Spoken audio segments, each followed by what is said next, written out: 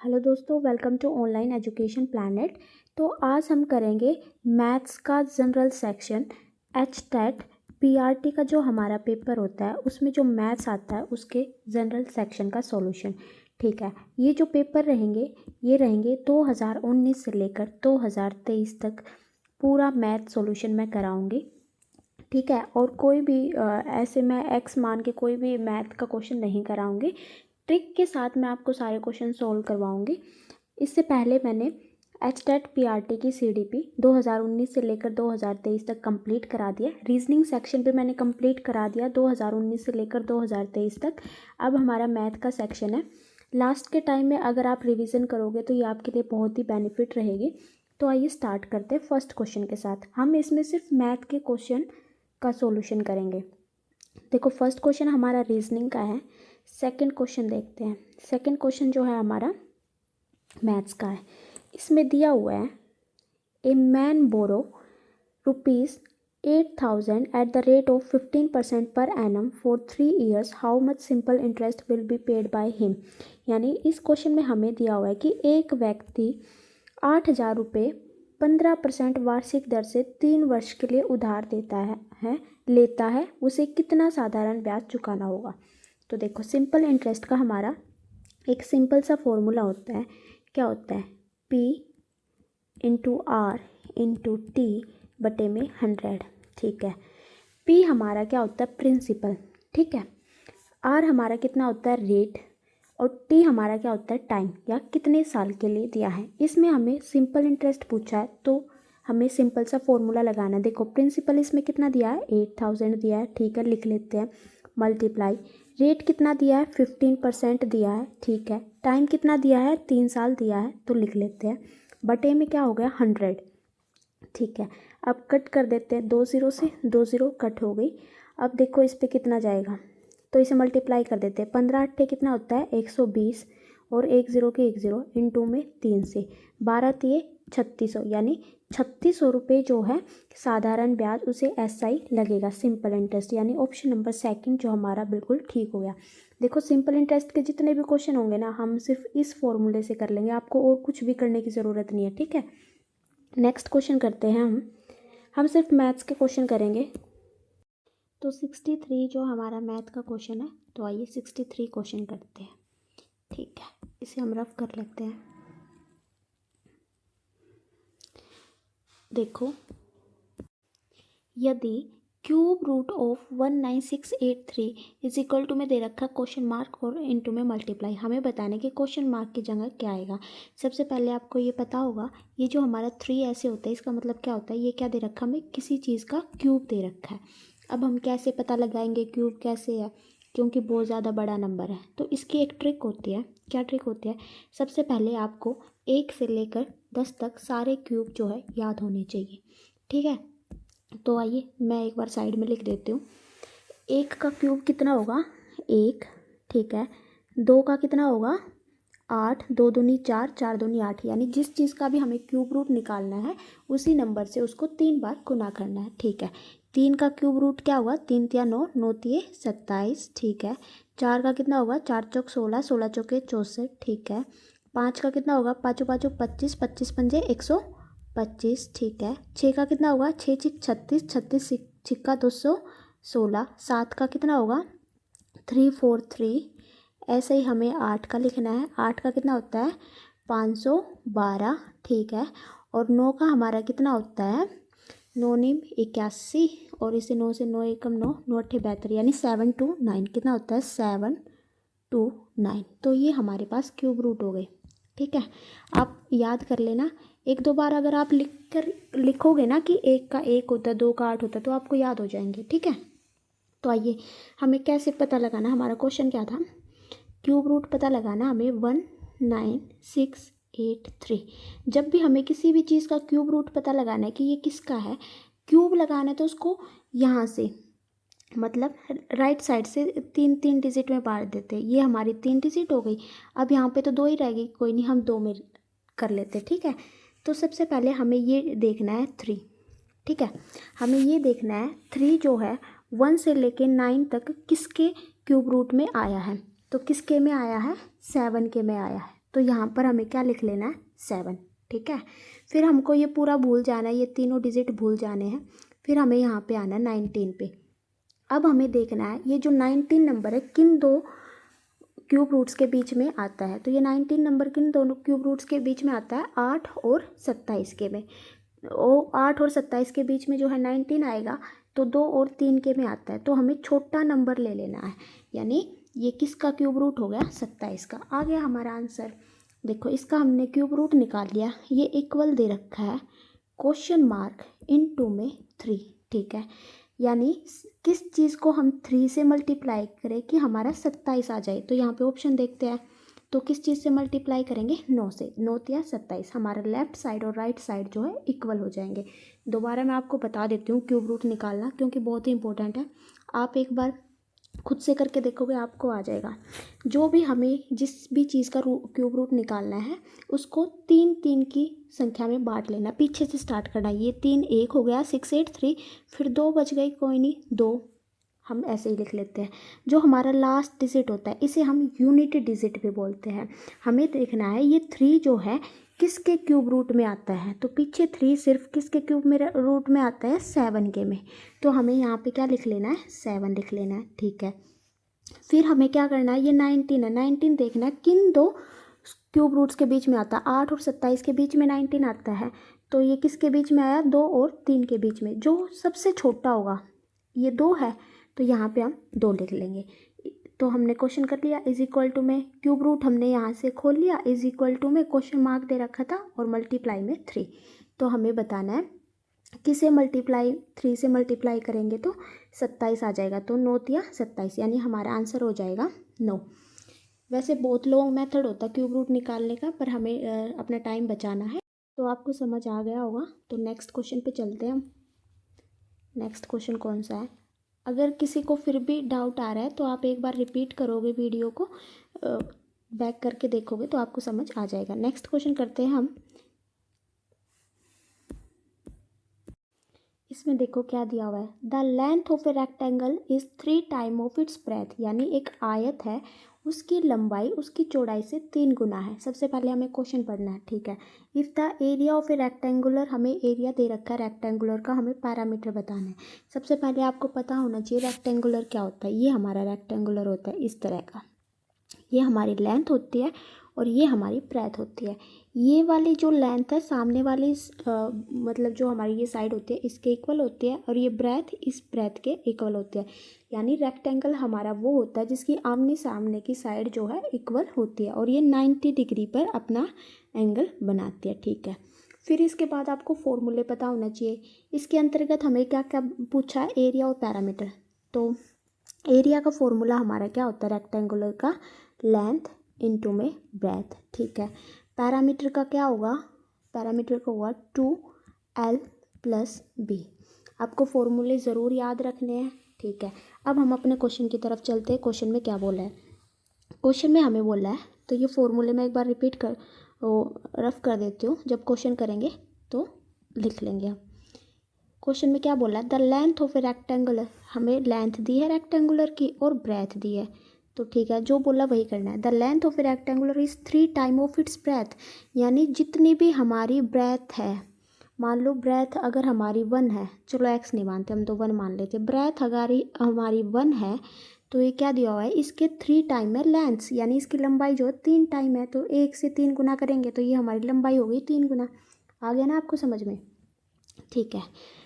और जब भी हमें ऐसे रेशा दी होती है तो x मान लेते हैं अपनी सुविधा के लिए, ठीक है। फिर है, if the area of a rectangular is 147 metre square.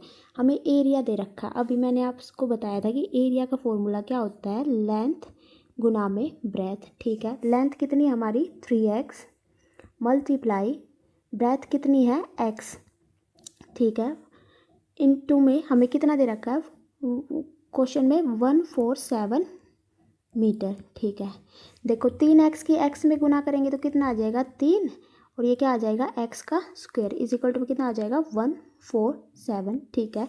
ये x स्क्वायर की वैल्यू निकालने के लिए ये 3 यहाँ पे डिवाइड में चला जाएगा, 147 डिवाइड में 3, तो यहाँ से हम कट कर लेते, 3 एकम 3, 3 चौक 12 और 3 नीम 27, यानी एक्स स्क्वायर की वैल्यू आ गई हमारी, कितनी आ गई 49।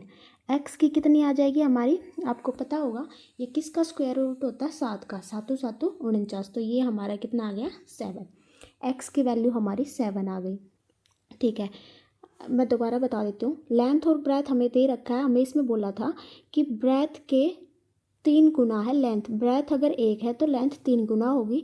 एरिया का फॉर्मूला लगाना लेंथ इंटू ब्रेथ, क्योंकि इसमें एरिया दिया हुआ है, एरिया ऑफ ए रेक्टेंगुलर। तो 3x into X is equal to 147। X की एक्स में गुना करेंगे तो एक्स स्क्वायर हो जाएगा, यहाँ से हमारी एक्स की वैल्यू आ जाएगी। एक्स की वैल्यू हमारी आ गई 7। ठीक है, एक्स की वैल्यू 7 आ गई, तो हम यहाँ पे अपनी लेंथ और ब्रेथ लिख लेते हैं, कितनी आ गई। एक्स की वैल्यू 7 आ गई, तो 3x, 3 इंटू में 7 कितना हो जाएगा, 3 से 21, यानी लेंथ हमारी हो गई 21, और ब्रेथ यानी 1 इंटू 7 कितना हो जाएगा 7, ब्रेथ हो गई 7। अब हमें लास्ट में निकालना फाइंड द पैरामीटर, पैरामीटर निकालना। पैरामीटर का फॉर्मूला मैंने आपको क्या बताया था, 2 लेंथ प्लस ब्रेथ। अब देखो 2 यहाँ पे हो गया, लेंथ हमारी कितनी हो गई 21, ब्रेथ कितनी हो गई 7।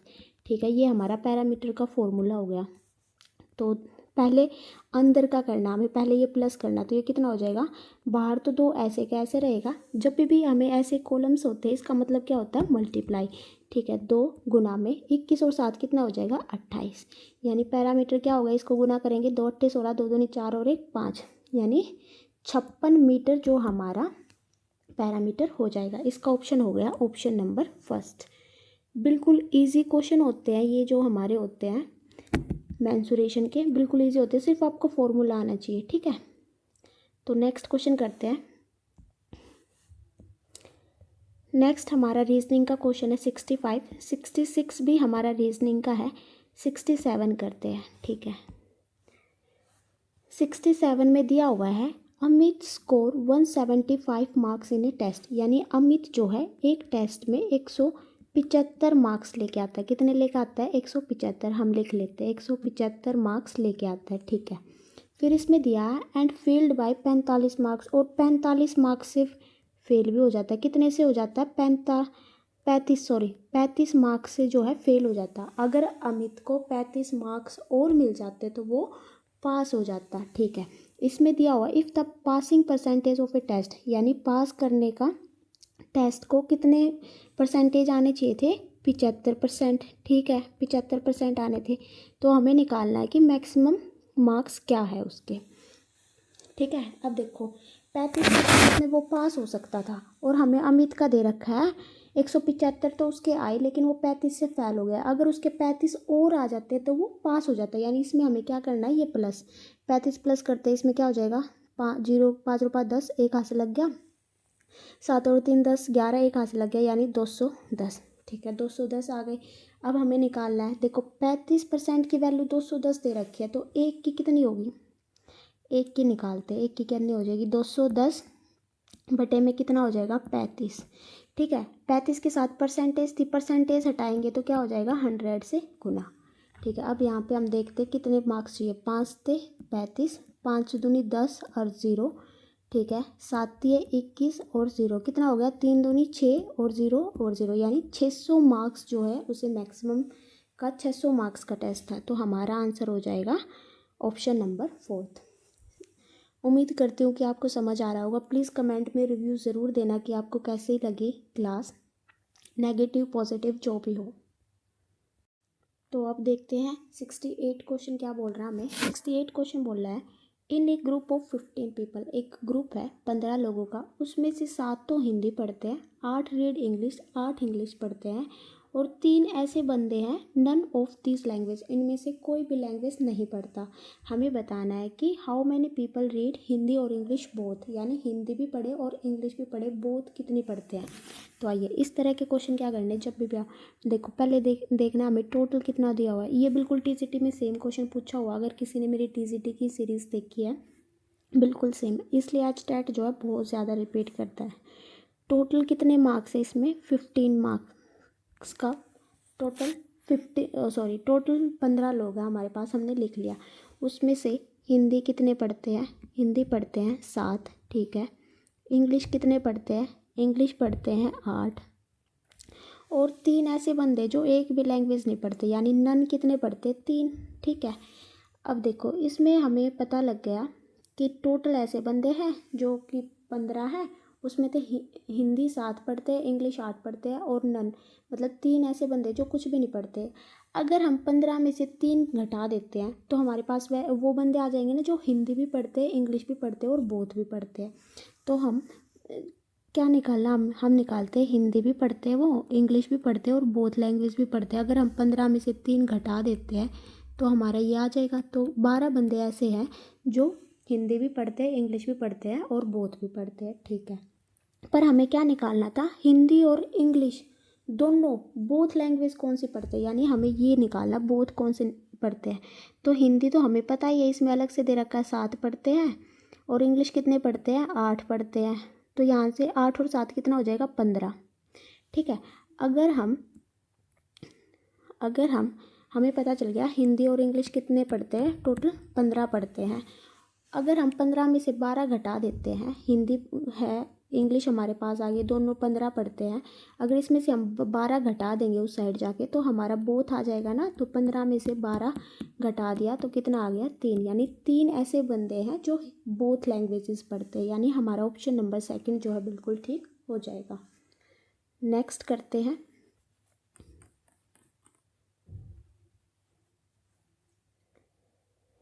69 रीजनिंग है, 70 भी रीजनिंग है, 71 देखते हैं।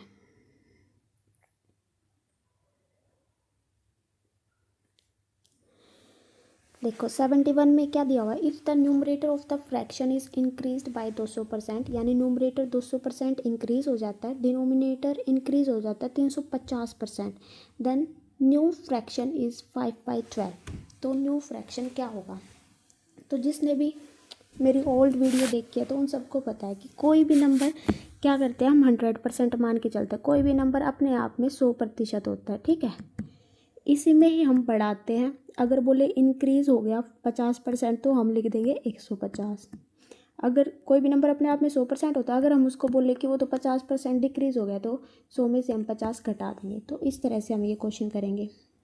ठीक है, फिर हमें देखना है न्यूमरेटर और डिनोमिनेटर क्या होता है। जैसे ये 2/3 होता है, ऊपर वाला हमारा न्यूमरेटर होता है, एग्जाम्पल के लिए लिया मैंने ये, और नीचे वाला हमारा क्या होता है, डिनोमिनेटर। अब आपको न्यूमरेटर भी पता चल गया, डिनोमिनेटर भी पता चल गया, और आपको ये भी पता चल गया कि कोई भी नंबर अपने आप में 100% होता है। उसमें अगर इंक्रीज़ करना तो उसमें हम प्लस कर देते हैं, डिक्रीज़ करना होता है तो उसमें से हम माइनस कर देते हैं। तो सबसे पहले दे रखा है if the numerator of a fraction, हमें नहीं दे पता, हमें सिर्फ न्यूमरेटर दे रखा है। तो न्यूमरेटर मान लेते हैं हम n है, इंक्रीज़ बाय 200%। तो मैंने बताया कोई भी नंबर अपने आप में क्या होता है, 100%। मान लेते हैं ये 100 है, कोई भी न्यूमरेटर है वो 100 है, वो इंक्रीज़ हो जाता है यानी प्लस हो जाता है, कितना हो जाता है, 200%। 200 और यहाँ पे हम परसेंटेज का साइन लगा लेते हैं। ठीक है, इंक्रीज़ हो जाता है 200%। ठीक है, फिर डिनोमिनेटर में देखते हैं, denominator is increased by 350%। Denominator भी अपने आप में 100% होगा, ये भी हमारा 100 ही होगा, लेकिन इसमें भी इंक्रीज़ कितना हो जाता है, 350%। 350 और कितना हो जाता है, परसेंटेज। ठीक है, देन न्यू फ्रैक्शन इज़ 5/12। तो इन दोनों से जो न्यू फ्रैक्शन आता है वो हमारा कितना आता है, 5/12। ठीक है, अब हमें ये सोल्व करना है सिर्फ। तो आइए देखते हैं। अब देखो 100 और 200 कितना हो जाएगा, 300, यानी कि n जो है 300 हो गया। ठीक है, 300% हो गया वो नंबर, और डिनोमिनेटर कितना हो गया, 100 और 350 कितना होगा, 450%। ठीक है, इज इक्वल टू में कितना हो गया, 5/12। अब देखो परसेंटेज से परसेंटेज कट हो जाएगा। ठीक है, अब यहाँ से हम निकालेंगे, 1 मिनट गाइस, ऊपर कर देती हूँ थोड़ा। तो यहाँ से देखो ये परसेंटेज से परसेंटेज जो है कट हो जाएगा। हम कलर चेंज कर लेते हैं। अब देखो ये यहाँ पे हो गया n, यहाँ पे हो गया d, वहाँ पे इज इक्वल टू में कितना था, 5/12। ये इस साइड डिवाइड में था 450, उस साइड जाके क्या हो जाएगा, मल्टीप्लाई। ठीक है, ये इस साइड ऊपर था तो यहाँ पे आके क्या हो जाएगा, नीचे। ये तो आपको पता ही होगा, अगर x इंटू में 2 है, x इंटू में 3 है, अगर हम उस साइड जाएंगे तो ये 3/2 हो जाता है। ठीक है, यानी उल्टा हो जाता है, दूसरी साइड जाता है, तो प्लस का माइनस हो जाता है, माइनस का प्लस हो जाता है, मल्टीप्लाई का डिवाइड और डिवाइड का मल्टीप्लाई। तो अब देखो कट कर देते हैं, 1 0 से तो 1 0 कट गई। अब देखो कितने से कटेगा, 5 एकम 5, 5 छिक्का 30, फिर कितने से कटेगा, 3 से कटेगा, 3 दूनी 6, 3 एकम 3, 3 पंजे 15, ठीक है, 3 चौक 12, 3 पंजे 15, ठीक है, कितना आ गया हमारा 5, और नीचे क्या आ गया 4 दूनी 8, यानी जो फ्रैक्शन था हमारा वो आ गया 5/8। तो हमारा ऑप्शन हो गया ऑप्शन नंबर सेकंड, ठीक है। 71 क्वेश्चन हमने कर लिए, नेक्स्ट करते हैं। 72 हमारा रीजनिंग है, 73 भी रीजनिंग है, 74 जो है हमारा मैथ का क्वेश्चन है। तो ये करते हैं, इसमें दिया हुआ है एक कार कवर ए डिस्टेंस 690 किलोमीटर, यानी एक कार है वो डिस्टेंस कवर करती है 690 किलोमीटर इन 30 आवर्स, यानी 30 घंटे में। What will be the average speed. अब इसमें हमें एवरेज स्पीड निकालनी है। एवरेज स्पीड का हमारा क्या फॉर्मूला होता है जितना भी डिस्टेंस उसने कवर किया टोटल डिस्टेंस अपॉन में टोटल टाइम। ये हमारा एवरेज स्पीड का क्या होता है, फॉर्मूला होता है, ठीक है। इसमें देखो, अब ये फॉर्मूला आपको याद करना है। सबसे पहले हम देखेंगे स्पीड हम कैसे पहचानेंगे कि ये स्पीड है, ये टाइम है, ये आवर कई बार नहीं दिया होता है। स्पीड के पीछे हमेशा आपको किलोमीटर पर आवर या फिर मीटर पर सेकंड जो है दिखेगा, और डिस्टेंस के बाद जो आपको किलोमीटर लिखा होगा या फिर मीटर लिखा होगा, ठीक है। और टाइम आपको पता ही होगा, आवर लिखा होगा, सेकंड लिखा होगा या फिर मिनट लिखा होगा। तो ऐसे हम जो है पहचान लेंगे कि ये हमारा टाइम है, ये हमारा डिस्टेंस है, ये हमारी स्पीड है, ठीक है। बेसिक हो गया है। तो आइए स्टार्ट करते हैं हम अपना क्वेश्चन। इसमें दिया हुआ एक कार कवर डिस्टेंस दे रखा है, इसमें दे रखा है डिस्टेंस दे रखा है 690 किलोमीटर, ठीक है। और हमें दे रखा है इन 30 आवर्स, यानी टाइम दे रखा है 30 आवर्स। हमें एवरेज स्पीड निकालनी है, तो एवरेज स्पीड का भी वही फॉर्मूला होता है, टोटल डिस्टेंस और टोटल टाइम। डिस्टेंस कितना हो गया 690, टाइम कितना हो गया 30, तो 0 से 0 कट कर देते हैं, 3 दूनी 6, 3 तिया 9, यानी कितना हो गया 23 किलोमीटर पर आवर। तो हमारा ऑप्शन हो जाएगा ऑप्शन नंबर 3, ठीक है। तो इसे हम रफ कर देते हैं, नेक्स्ट क्वेश्चन देखते हैं। नेक्स्ट हमारा 75 क्वेश्चन दे रखा है, और इसमें दे रखा है the average of 5 consecutive even number ABCDE, यानी हमारे पास 5 कंसेक्यूटिव इवन नंबर है। देखो कई इसको x मान के करते हैं, लेकिन मैं आपको बहुत ही ईजी तरीके से कराती हूँ। देखो इसमें दे रखा है 5 कॉन्जिक्यूटिव इवन नंबर है। इवन नंबर आपको पता ही होगा, इवन नंबर वो होते हैं हमारे जो 2 से कट जाते हैं, यानी जिस नंबर के पीछे 0, 2, 4 और 6 और 8 होगा वो हमारे क्या होंगे, इवन नंबर होंगे, और वो 2 से कट जाएंगे, ठीक है। इतना आपको पता लग गया। अब नेक्स्ट करते हैं हम।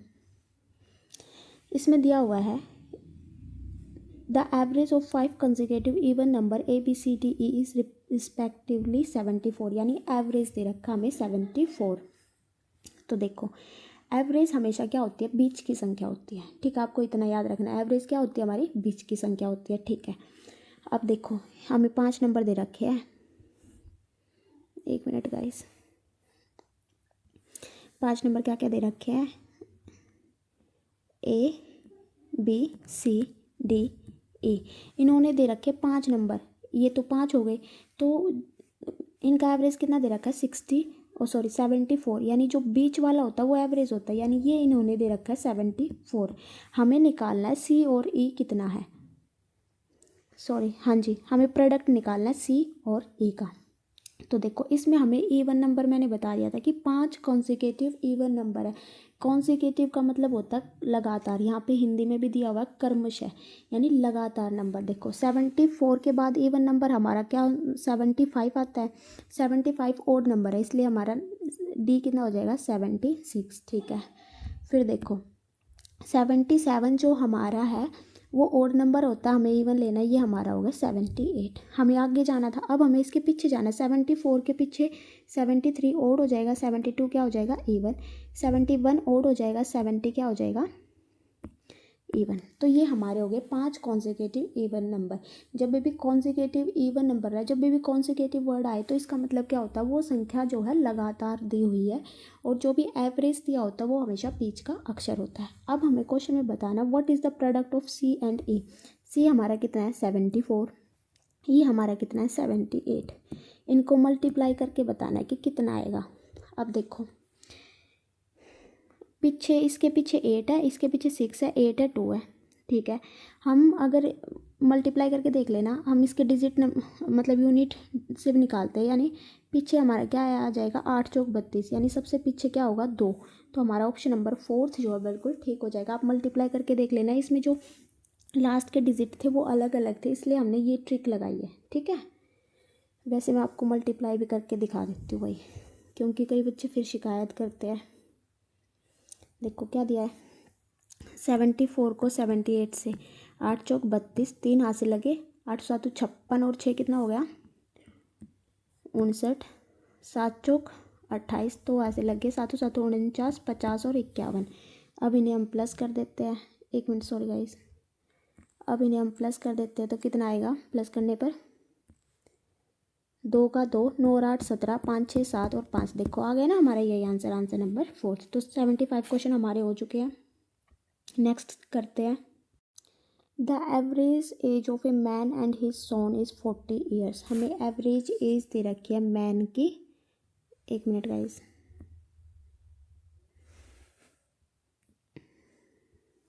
एवरेज एज दे रखी है, average age of a man and his son, man की और सोन की क्या दे रखी है एवरेज एज, कितनी दे रखी है 40 ईयर्स, ठीक है।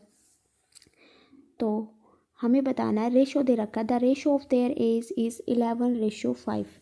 इनकी रेशो दे रखी है, एक की दे रखी है 11 और इसकी दे रखी है सोन की कितनी दे रखी है 5, ठीक है। हमें बताना है कि सोन की एज कितनी है, यानी बेटे की एज कितनी है। तो कैसे करेंगे ये क्वेश्चन हम, देखो जब भी हमें एवरेज दे रखी है, अगर 2 की एवरेज दे रखी है तो हम जब इसका सम निकालेंगे तो उसको 2 से मल्टीप्लाई कर देंगे, तो इनका सम कितना हो जाएगा 40 दूनी 80, यानी सम कितना हो गया हमारा 80 हो गया, यानी जो इनकी एज होगी उनका सम कितना हो गया 80।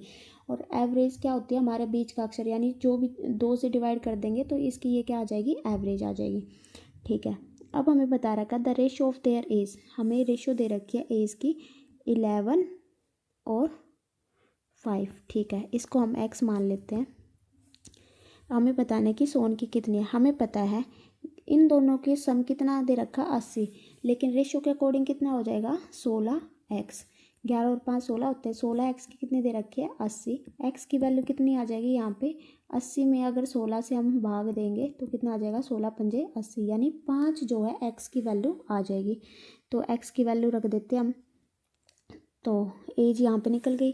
फादर की कितनी होगी 5 से मल्टीप्लाई करेंगे, 11 पंजे 55, 5 जो है सोन का रेशो था, बेटे का रेशो था, तो 5 5 25, यानी जो एज होगी बेटे की वो कितनी होगी 25, यानी हमारा ऑप्शन नंबर फर्स्ट जो है ठीक हो जाएगा। नेक्स्ट क्वेश्चन देखते हैं, इसे रफ कर देते हैं पहले।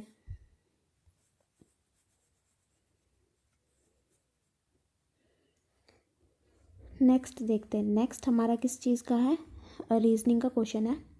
78 भी हमारा रीजनिंग है। 79 जो हमारा मैथ का क्वेश्चन है, इसमें बोला है एक canteen require 56 kg rice for 7 day, यानी एक कैंटीन है उसके अंतर्गत 7 दिनों के लिए 56 ग्राम चावल की यूज़ पड़ती है। कितने दिन के लिए 7 दिनों के लिए, कितने की 56, ये ना बड़ा करने से ना पेन का साइज़ बहुत ही ज़्यादा वो आ रहा है, तो हम छोटा कर लेते हैं, मैं आपके लिए रीड कर दूंगी। एक canteen require 56 kg rice for 7 days, यानी 7 दिनों के लिए एक कैंटीन को 56 किलो राइस चाहिए। कितने दिन 7 दिन के लिए कितने चाहिए 56 किलो राइस चाहिए उनको, ठीक है, पता लग गया हमें।